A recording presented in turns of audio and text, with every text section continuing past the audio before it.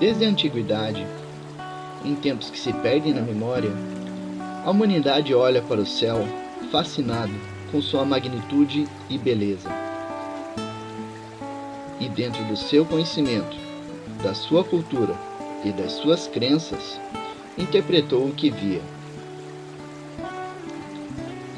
Em outros tempos, um céu avermelhado a oeste, ao pôr do sol, podia indicar fatos divinos, envolvendo lutas de deuses e semideuses. Um eclipse poderia ser um dragão a devorar corpos celestes. Um cometa poderia ser o anúncio de graves problemas para a população da região. Com a evolução no conhecimento humano, proporcionado pelo avanço científico, muitos conceitos místicos do passado foram desfeitos. Hoje, sabe-se que a luz solar interage com a atmosfera, que funciona como um filtro, dispersando a luz. O vermelho, por ter maior comprimento de onda, sofre menos dispersão. Assim, a luz que chega aos nossos olhos possui muito mais tons avermelhados, pois os tons azulados foram espalhados para diferentes direções. Independente dos conceitos técnicos, o pôr do sol continua sendo um espetáculo fascinante. Um eclipse deixou de ser um dragão à solta para ser um alinhamento planetário. Um cometa deixou de ser um aviso de catástrofes e guerras para ser um belo espetáculo celeste.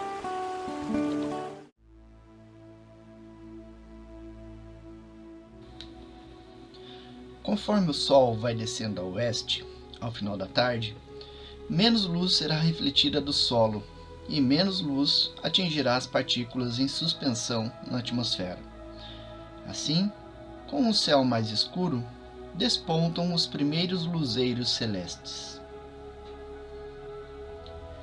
Para um bom entendimento do céu noturno, é essencial sabermos nos localizar.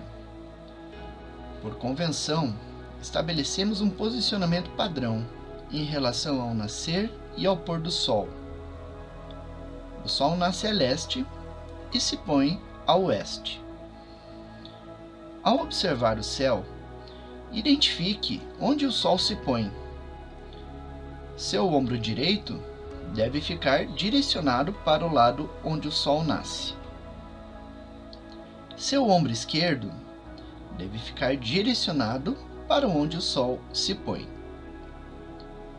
Com esse posicionamento, à sua frente você terá o ponto cardeal norte e às suas costas você terá o ponto cardeal sul. Com a observação do céu e conhecimento das constelações e a época em que apareciam, os antigos podiam se orientar facilmente, seja em terra ou seja no mar, além de saber em que época do ano estavam e se era uma época propícia para determinadas plantações. A observação do céu era conhecimento essencial para a permanência dos povos antigos. Para facilitar esse entendimento, o homem percebeu padrões entre os corpos celestes, associando-os diretamente com seus mitos, crenças e com seu cotidiano. Assim, surgiram as constelações. Você já deve ter ouvido falar delas: Órion, Touro, Escorpião, Cruzeiro do Sul. Talvez até já tenha olhado seu horóscopo baseado em seu signo. Esse signo foi determinado pela passagem do Sol em uma determinada constelação na época do seu nascimento.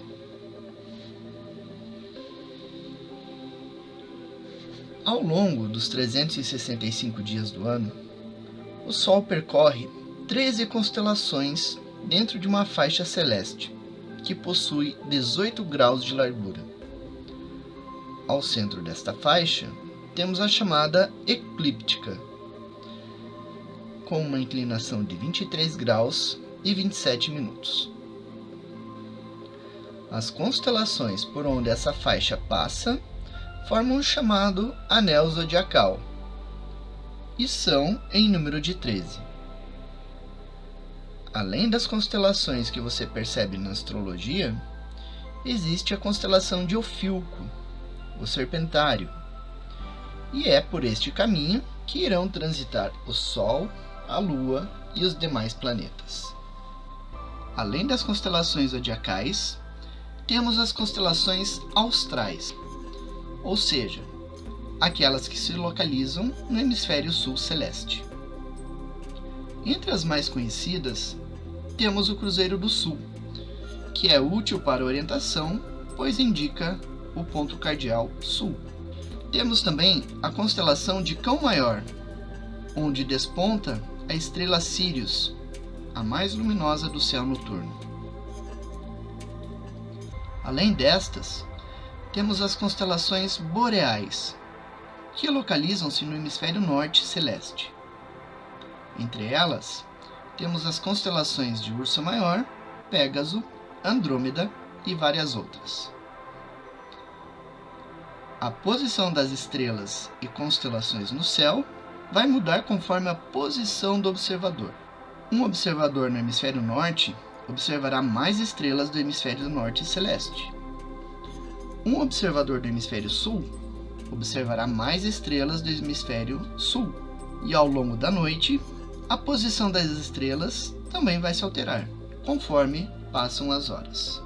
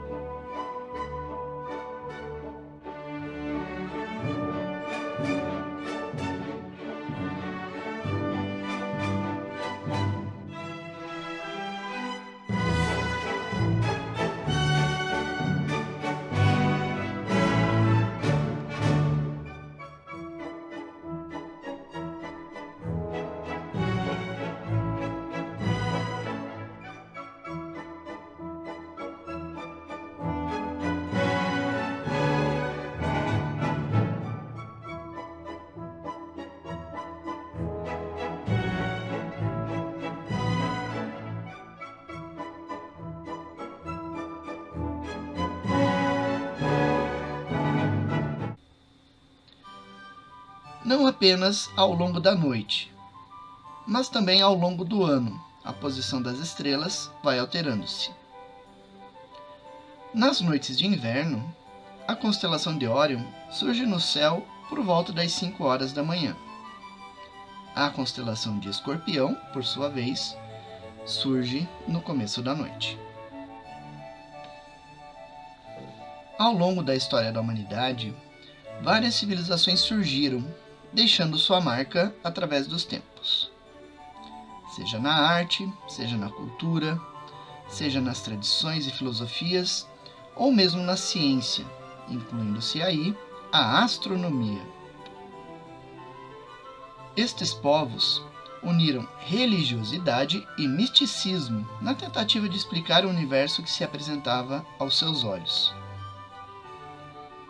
Assim, suas histórias, seus deuses, semideuses e criaturas místicas acabavam imortalizados nas estrelas, pela imaginação daquelas pessoas, ao perceberem padrões figurativos nos corpos celestes. Estes agrupamentos receberam nomes de acordo com essas mitologias.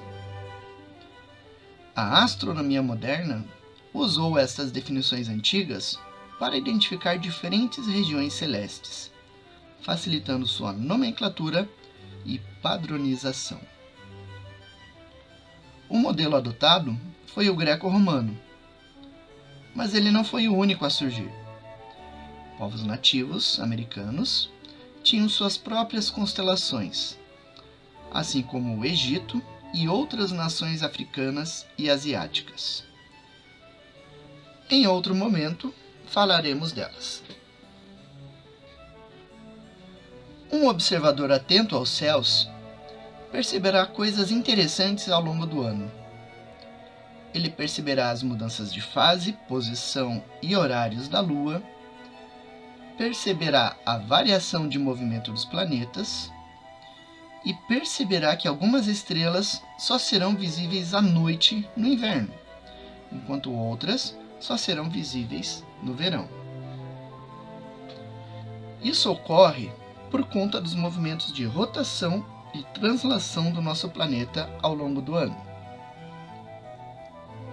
Agora veremos como seria o céu noturno na noite de 24 de junho de 2022 na cidade de São Paulo, caso não houvesse poluição luminosa.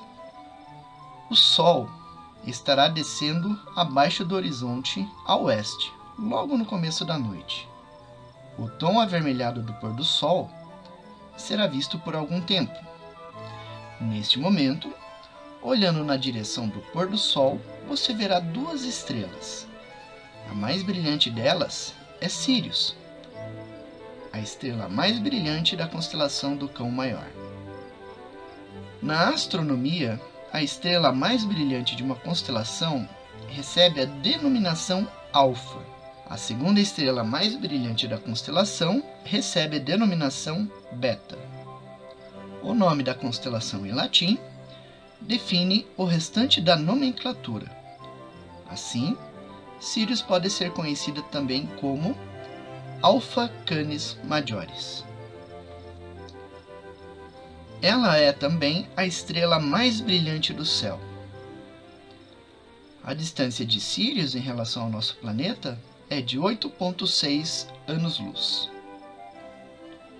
Quando olhamos para ela à noite, na verdade estamos olhando para um sistema binário, ou seja, duas estrelas de cor branca, cuja distância entre uma e outra equivale à distância do nosso Sol ao planeta Urano. O termo Sírius vem do latim e do grego e significa brilhante. Ao longo da história, foi também apelidada de Estrela do Cão nos países de língua inglesa. Nos países de língua latina, era apelidada de Canícula, cachorrinho. E no árabe, era conhecido como As-Sherri. Do ponto de vista histórico, ela sempre foi importante nas mais diversas culturas, recebendo inclusive culto no Antigo Egito. Ali, ela recebeu o nome de Sotis, sendo registrada em tratados astronômicos daquele povo. Acredita-se que o próprio calendário egípcio teria como base a ascensão de Sírius no céu noturno, ou seja, o dia em que ela tornava-se visível a olho nu pouco antes do alvorecer e estando suficientemente afastada do brilho do sol. Isto ocorre pouco antes das cheias anuais do rio Nilo, anunciando a chegada do verão. Entre os gregos, Sírius também era associada com o calor do verão, sendo apelidada de a escaldante. Segundo alguns, viria daí o termo calor do cão. Observadores hábeis, os estudiosos do céu perceberam que Sírius cintilava mais em condições meteorológicas instáveis do início do verão. Os habitantes da ilha de Céus, no mar Egeu, ofereciam sacrifícios a Sírius e a Zeus, para trazerem brisas refrescantes enquanto aguardavam a aparência com que a estrela reapareceria no próximo verão. Se aparecesse fraca, então emanaria pestes. Do contrário, traria boa sorte.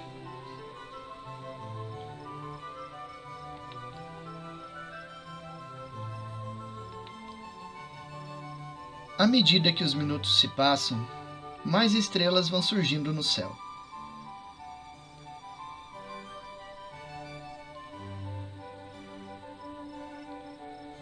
Olhando a sul, podemos encontrar elementos interessantes.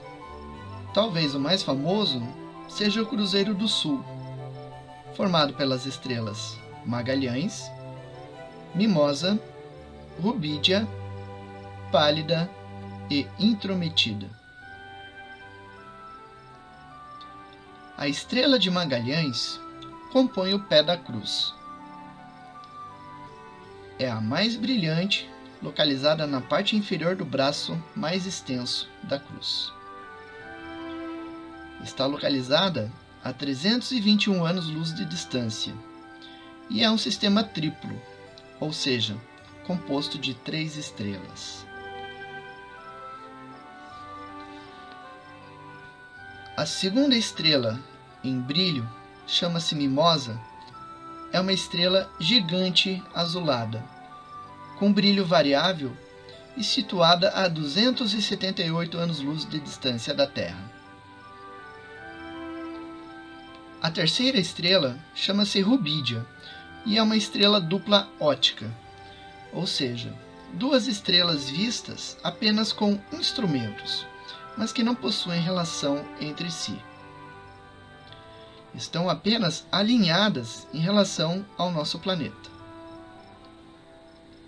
Uma delas é Gigante Avermelhada, situada a 88 anos-luz de distância, e a outra, Branco Azulada, a 364 anos-luz de distância.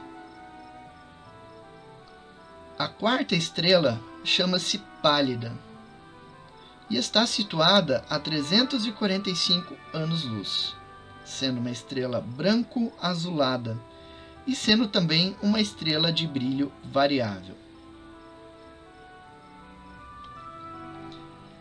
A quinta estrela do Cruzeiro do Sul, a Intrometida, é uma gigante alaranjada a 229 anos-luz de distância do nosso planeta. A linha partindo de Rubídia e passando por Magalhães indica a posição exata do Polo Sul celeste. Use como medida a distância visual entre Magalhães e Rubídia. O Polo Sul celeste está situado a 4,5 vezes esta distância. Próximo ao Cruzeiro, existem 2 estrelas brilhantes, cujo alinhamento aponta para o Cruzeiro.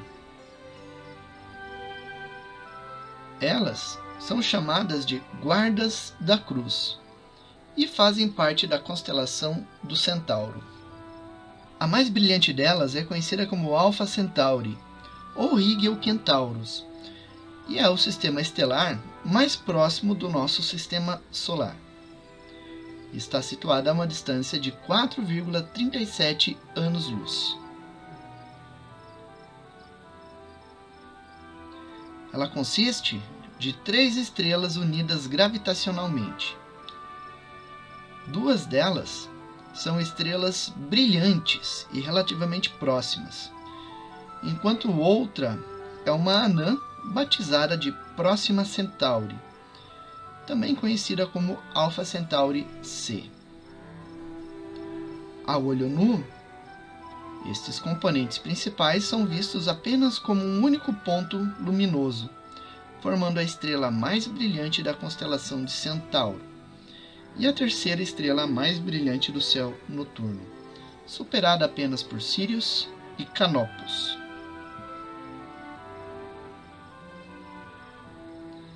A outra guardiã do cruzeiro, a Beta Centauri, também é conhecida como Radar ou Agena, e é a segunda estrela mais brilhante da constelação do Centauro. É também um sistema estelar duplo, composto por 2 estrelas massivas de cor azulada.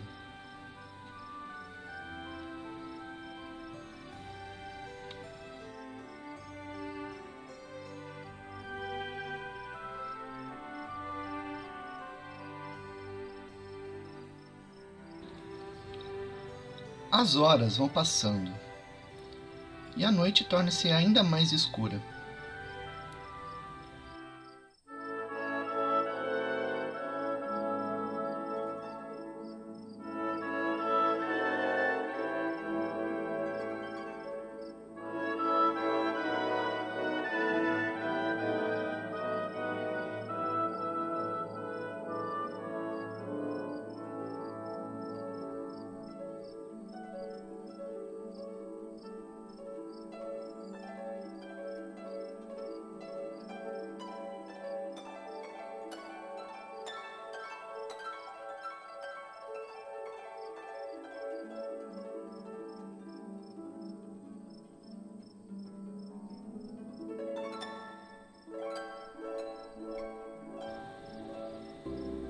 Agora, com o céu mais escuro, outras coisas interessantes vão aparecendo. Se você é bom observador, deve ter percebido algo junto ao Cruzeiro do Sul e suas guardiãs. Existe um caminho luminoso que passa por elas e cruza o céu de um lado ao outro. Esta é a Via Láctea, a nossa galáxia. A olho nu, você a verá como uma massa luminosa. Mas, ao apontar um binóculo, uma luneta ou um telescópio, você verá que ela é composta de milhares, milhões de estrelas. E seu nome vem da mitologia greco-romana. Conta-se que Zeus era mulherengo. Adotando as mais diversas formas e disfarces, ele descia à terra, seduzia belas jovens e com facilidade tinha tórridas noites de amor com elas. Dessas aventuras nasciam semideuses, que, embora mortais, tinham habilidades sobre-humanas. Certa vez, Zeus interessou-se por uma jovem chamada Alquimena, esposa do jovem Anfitrião. Um dia, quando Anfitrião estava viajando, Zeus assumiu a forma deste e foi até Alquimena, que se entregou a Zeus, pensando ser seu marido. Desta aventura, nasceu Heracles, e seu nome foi dado em homenagem a Hera, esposa de Deus, e que significa a glória de Hera. Zeus amou seu filho e certa vez o trouxe para o Olimpo e o colocou junto ao seio de Hera enquanto esta dormia. Detentor de uma força sobre-humana, Hércules sugou com força e mordeu o seio de Hera, que acordou assustada, afastando a criança com força. De seu seio ferido jorrava leite, que espalhou-se pelo céu, formando a Via Láctea, que em tradução literal é chamada de caminho de leite. Na Finlândia, é conhecida como Caminho dos Pássaros, em uma denominação surgida na mitologia finlandesa, que conta que o mundo foi formado a partir da eclosão de um ovo. Dessa maneira, o céu seria a casca do ovo.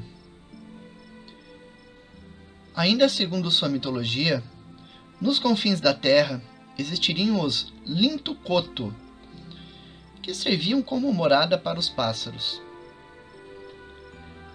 Para os finlandeses, o caminho de luz que os gregos acreditavam ser formado de leite era na verdade o caminho que as aves faziam até Lintukoto, e por isso a Via Láctea era batizada de Linnunrata. Alguns países localizados mais ao norte batizaram a Via Láctea de Via do Inverno, ou Via Invernal. Esse é o significado de Vetrabalten, na Islândia, Vintergatan, na Suécia, e Vinterbrauta, na Noruega. Acredita-se que esses povos assim chamaram o sistema estelar porque a Via Láctea fica mais visível durante o inverno no hemisfério norte.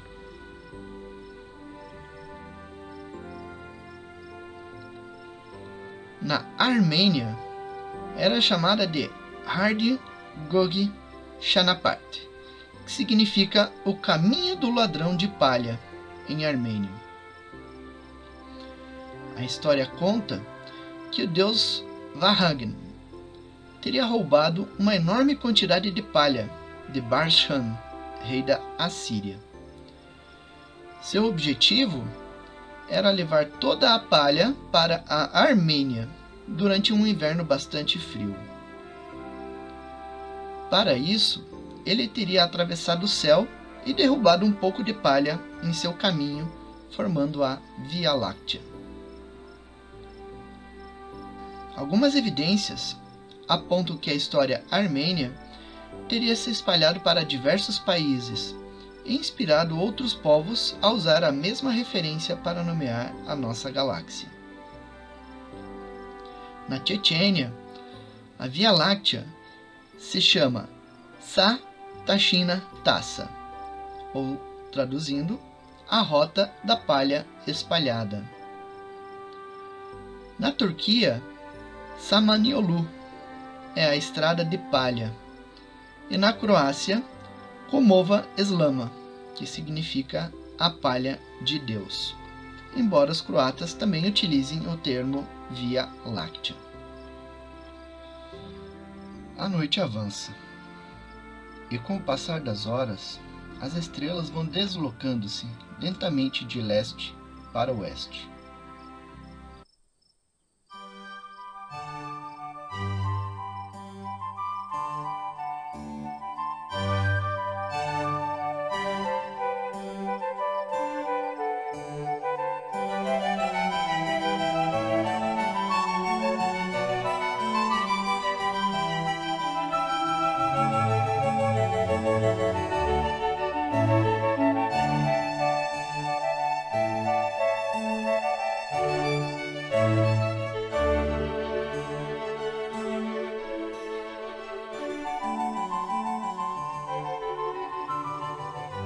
Por volta da meia-noite, Sírius já desceu abaixo do horizonte e não é mais vista.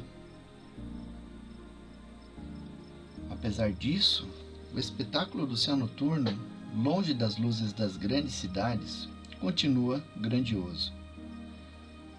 A oeste, acima do horizonte, podemos ver outras estrelas brilhantes, destacando-se no céu noturno. É o caso de Arcturus, a estrela mais brilhante da constelação do Boieiro, e quarta estrela mais brilhante observada a olho nu da Terra. Arcturus possui 30 vezes o tamanho do Sol, possui brilho alaranjado e está situada a 33 anos-luz da Terra.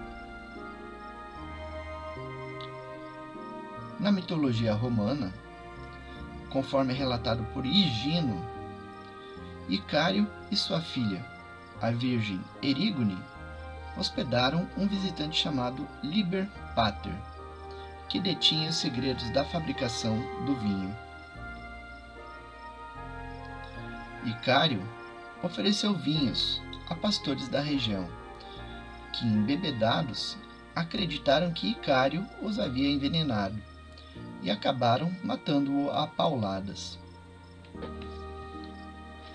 Sua filha Erígone, vendo seu pai morto, acabou por enforcar-se. Liber Pater então afligiu as mulheres atenienses com uma praga, que só terminou quando os pastores responsáveis foram punidos e instituíram um festival em honra dos dois falecidos. Os deuses, então, transformaram ambos em figuras celestes. Icário foi imortalizado na forma da estrela Arcturus, enquanto Erígone foi imortalizada na figura da constelação de Virgem. Nesta noite, ela pode ser vista a oeste, por volta da meia-noite. Spica é a estrela mais brilhante desta constelação. Na antiguidade clássica greco-romana, ela era considerada um presente dos deuses, sendo ligada ao cultivo e ao conhecimento, favorecendo a intuição, o brilho e o talento. Embora a olho nu pareça uma estrela isolada, Spica, na verdade, é um sistema binário e está a quase 260 anos-luz da Terra. A estrela principal é subgigante e a sua companheira é uma estrela anã azulada. Ambas estão muito próximas entre si, a apenas 20 milhões de quilômetros uma da outra. Um pouco mais ao norte, você poderá ver a estrela Vega, a quinta estrela mais brilhante vista no céu e a mais brilhante da constelação da Lira. Ela está situada a 25 anos-luz de distância. A constelação da qual ela faz parte, a Lira, tem origem também na mitologia grega. Conta-se que entre os gregos antigos existia um homem chamado Orfeu, que recebeu de presente do deus Hermes uma capa feita da carapaça de uma tartaruga. Orfeu desenvolveu uma habilidade tão grande em tocar esse instrumento que era admirado entre os deuses. Eurídice era a jovem mais bela da região, e por ela Orfeu se apaixonou. Do amor correspondido, surgiu o casamento, que terminou de maneira trágica. Na mesma noite da celebração, Eurídice pisou em uma víbora que a matou com sua picada fatal. Orfeu desceu ao reino de Hades para rogar a este que deixasse sua esposa retornar. Após tocar sua harpa, Hades consentiu, impondo uma única condição: de que ele não olhasse para Eurídice enquanto não retornasse para a superfície. Mas, movido pela paixão, pela curiosidade e pela ansiedade, Orfeu a olhou, e imediatamente Eurídice foi levada novamente para o Hades. Orfeu, desconsolado, rejeitou todas as demais jovens da região, que, enfurecidas, acabaram por matá-lo. Zeus, comovido com a história, elevou a lira aos céus, eternizando a arte de Orfeu.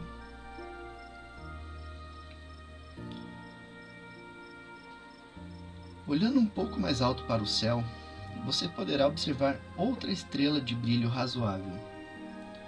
Ela chama-se Altair, a estrela mais brilhante da constelação da Águia, que situa-se a 16,73 anos-luz da Terra, sendo uma estrela relativamente jovem. Seu nome tem origem árabe e significa aquela que voa. Na mitologia grega, a constelação da Águia, da qual Altair é membro, é identificada como a águia que carregava os raios de Zeus. Babilônios e sumérios também a chamavam de Estrela da Águia. Neste outono de 2022, você verá algumas coisas se destacando das estrelas a leste. E se observar a mesma região, no mesmo horário, ao longo de algumas noites, perceberá que estes elementos mudaram sua posição em relação às estrelas. Por sua característica aparentemente nômade, estes objetos receberam o nome de planetas, que significa viajante. Enquanto as estrelas apresentam-se cintilantes no céu noturno, os planetas apresentam um brilho mais contínuo, com cintilação praticamente imperceptível aos nossos olhos. Você verá Saturno e o reconhecerá pela cor amarelo-dourado. Ele estará visível no céu a leste, a partir das 10 horas e 15 minutos. Por volta de 1 hora da manhã, você verá que Júpiter está surgindo a leste. Ele será visto como um objeto muito brilhante, com um amarelo opaco. Com um bom binóculo, luneta ou telescópio, você poderá observar suas 4 luas principais. E se observar ao longo de várias noites, perceberá os movimentos de translação que eles realizam ao redor do planeta. Marte surgirá no céu por volta das 2 horas da manhã, também a leste. Ele apresentará tons avermelhados, se destacando das demais estrelas do céu. Pouco depois das 3 horas da manhã, veremos a Lua surgindo a leste, já em fase minguante. Já por volta das 5 horas da manhã, surge Vênus, esplendorosa, anunciando que logo a noite se encerra e um novo dia começa. Por volta das 5 horas e 30 minutos da manhã, o crepúsculo se anuncia com uma luminosidade que pouco a pouco vai tomando conta do horizonte leste. Uma poetisa, ao ver esta cena, talvez tivesse uma inspiração. Estrelas. Meu olhar se perde pelo universo. Me pergunto se existe um pedaço de nós nas estrelas, ou um pedaço delas em nós. Algumas pessoas devem ter um pedaço grande de estrelas porque brilham demais. Outras estrelas devem ter um pedaço grande de pessoas especiais, porque são intensas e constantes. Não importa. Gosto de pensar que eu olho para o céu e posso matar a saudade de quem um dia esteve aqui neste planeta e que estará para sempre em meu coração. E adoro me aproximar de pessoas brilhantes como as estrelas. Elas trazem o infinito até meu coração e todas elas me fazem sentir um pedacinho de divindade no ser humano e um pouco de humanidade no divino.